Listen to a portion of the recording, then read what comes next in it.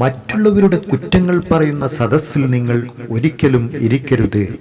കാരണം നിങ്ങൾ ഇരുന്ന് കസേര ഒഴിയുന്ന സമയം മുതൽ അവരുടെ അടുത്ത ചർച്ച നിങ്ങളായിരിക്കും. ചിന്തകൾ നന്നായിരിക്കണം.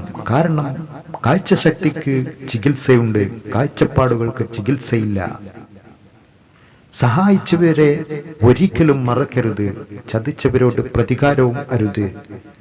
ഒന്ന് മാത്രം ഓർമ്മയിൽ സൂക്ഷിക്കുക: ചതിക്കാനും സഹായിക്കാനും ആർക്കും രണ്ടാമത് ഒരു അവസരം ഉണ്ടാക്കി കൊടുക്കരുത്. അസൂയക്കാരന് ഒരിക്കലും മനസ്സമാധാനം ഉണ്ടാകില്ല. എന്നാൽ നന്നായി ജീവിച്ചവൻ മരണത്തെ പോലും ഭയക്കുന്നില്ല.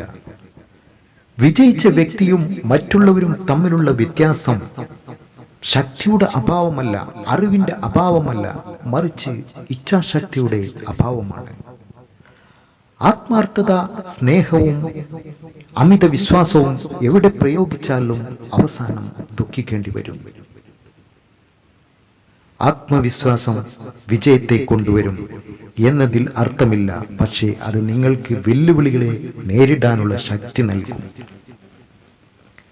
പ്രണയം എന്നത് ശരീരങ്ങൾ തമ്മിലുള്ള ആസക്തിയല്ല, മറിച്ച് ഹൃദയങ്ങൾ തമ്മിലുള്ള ആത്മബന്ധമാണ്. വർഷങ്ങൾക്ക് മുമ്പ് ചെയ്ത കാര്യങ്ങൾ നിങ്ങൾക്ക് വലുതായി തോന്നുന്നുവെങ്കിൽ നിങ്ങൾ ഇന്ന് കാര്യമായൊന്നും ചെയ്യുന്നില്ല എന്നാണ് അർത്ഥം.